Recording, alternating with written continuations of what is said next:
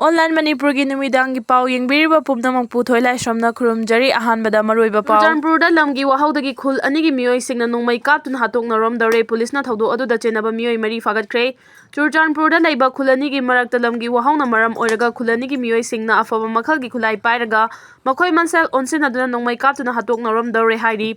Presna phangba pau gi matung ina thaudo asi Churachandpur police station manung chana laiba songpi amadi laijang khul anigi marakta thokibani hairi mamang thaktagi hauna khul amana amagi lam henjinna khopchali haina wathok thoktuna lakhibaga loinana village anigi chief amadi Manipur lenga ke authority yauna ngasi phawba chayetnaba asigi waroisin ama purakpa ngamdana lairakhibani chayetnaba sina maram oraga khulani asigi miyoi singna afaba makhalgi khulai pairaga tholaktuna makhoi masel nongmai kapsinaduna hatoknanaba hotnakhibani hairi nongmai kamnabagi pau hek phangbaga Churachandpur police amade Sam rifle AR apunma combined team ama mafam aduda sangsin khibaga loinana thogdok aduda chenaba miyoi mari khulaiga konana phagatkre hairi Police na faraba miyoi sing adudi Churachandpur tuibongdagi pauja thang nifugani thoi apokpa nemkholam headquarter bank dagi malsom kun apokpa haithang thangsian haukif kun daret apokpa khamthan haukif amadi Churachandpur mata village dagi kamlian kun mari apokpa hegin kawi hairi makhoi mari gi mathakta Churachandpur police na case ama register tawkre haina pausina makhatari yai khumba news dagi lakhocherake Prime Minister gi nakongda Manipur gi mahuta Karina Kapur oina tar male Congress tungan ba issue kaya laibak asida thoklingai cherak asida Prime Minister Narendra Modi na Parliament session yauduna laithokliba asi laibak thibani haina Congress Party na maral sikre ngarang Bollywood ki saknairaba Kapur family na Prime Minister Narendra Modi unaduna Raj Kapur Film Festival saruk yanaba barton tawromki Chahi ama helaklaba Manipur da thokliba irang asiga mari lenana Prime Minister Manipur da chatlu haina Congress Party na lauduna lagli adubu Prime Minister gi nakongdadi Manipur gi mahuta Karina Kapur oina tar male haina maral sekhibaga loinana Manipur gi irang asina maram oiraga lamdam adongi miyamna ngasi phawba awa maisa khangna leiriba asida Prime Minister na Manipur maikai da mai phawba onsena laithokliba asi angakba phawi haina sumakha na phongdoki One Nation One Election Bill Union Cabinet na ayaba pikhibaga loinana Parliament mifamda puthokadauri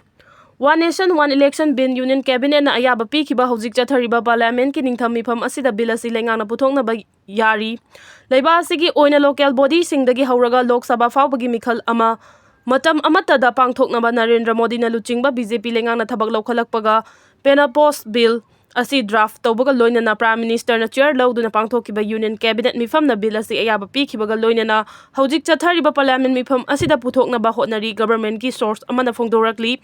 Pausina makhatarduna hai bill asi Parliamentary Committee na refer tawraba matung State Legislative Assembly singi speaker singa khanana basu center na lengang na tharang tawri Lok Sabha State Assembly amadi local body gi mikhal matam amatada tangkak naina pangthokna ba yai level committee ama pirakpa recommendation chahi asigi September thada central lengak na ayaba pikhibani leba asigi hanagi President Ramnath Govinda na luchingba high level committee amana One Nation One Election gi matangda laiba asigi miyang gi mot laukhibani laiba asigi One Nation One Election mai pang na bahona bada article 82A1 amend tawbaga loin na article 82A sub clause 2 ama inaw na hapchin ba mathau tai hain high level committee na recommend tawbaga loin na article 83.2 asigi mathakta nawna sub clause 3 hapchin na ba loin na article 327 amendment chawna wafam su recommend chawrakhibani assembly amasung Lok Sabha mikhal matam amatada pangthokna ba honabada yamdrabada state assembly mari leinaba motor amadi state affair yamdrabada chada 50 samdokpa darkar oi masidana natana Government of National Capital Territory of Delhi Act 1991 Government of Union Territory Act 1963 amasung Jammu and Kashmir Reorganization Act 2019 amend tawna basu committee na recommend tawkhibani pausina makhatarna One Nation One Election asigidamak Delhi Puducherry amasung Jammu Kashmir gi Legislative Assembly gi mari leinaba law ahum amend tawduna atai Legislative Assembly sing amasung Lok Sabha ga punna mikhal pangthokpa yanaba su high level committee na recommend tawri